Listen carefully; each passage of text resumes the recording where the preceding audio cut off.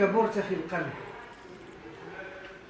غادي نمشيو للنهاية ديال القصيدة، غادي نقراو ما يلي: وخانني الأمس فيك ونحن نبني الغد في مخدع الذكريات، وكذب الصدق كثيرا، وكذب الصدق كثيرا. أنا هنا أسأل الشاعرة، الشاعر كاين واحد كتاب، واحد ديكسيونير سميتو ديكسيونير دو بويتيك، اخوان اللغات. ديكسيونير دو بويتيك يعني يجمع لك كل الألفاظ التي تحيط بالشعر والتي بها يستطاع فهم الشعر. وقرأت في مقدمته ما يلي، في مقدمته قال الكاتب ما يلي، قال لك: le poète est un ingénieur de mots.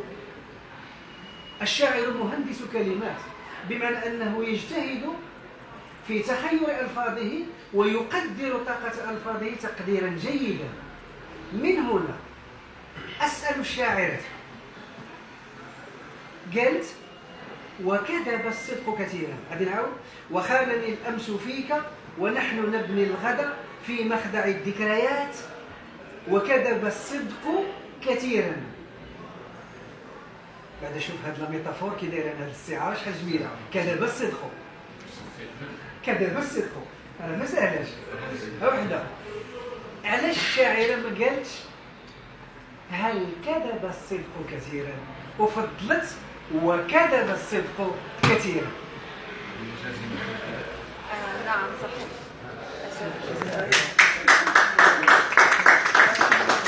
سمحوا لي نزيد كلمه، لان الشعور اقوى من الكلمات.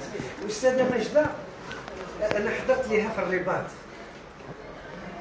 يعني في واحد الأمسية. واش غادي نقول؟ والله العظيم يعود الإنسان إلى طفولته، والطفولة هي الغراء. الفضاء يليق بجلال الشيء، الإيقاع الموسيقي يليق بجلال الشيء. الأستاذة مجدة في ذاك الوقت كانت قد احتشدت للمناسبة احتشادا، وأظن أن رحيل والدها برد الله ضريحه القابض عليه على الشاعر. ولو كانت في مكان يعني يليق بجلال الشعر لرأيت شيئا آخر من هذه السيدة الشعر. معذرة أيها الكريم. كلمة قوية السماح إذا تذكرنا يعني كلام يكسب بالذهب كما يقال. طبعا يليق بمستوى الأستاذ مجد البارودي، لأنني كنت حاضرا في تلك الأمسية، وتلك الصورة التي نشرناها في الصفحة أخذناها من تلك الأمسية سنة. يعني كان حضورها قويا مع إيقاع يعني رائع جدا ديال السي الزرولي على ما أعتقد.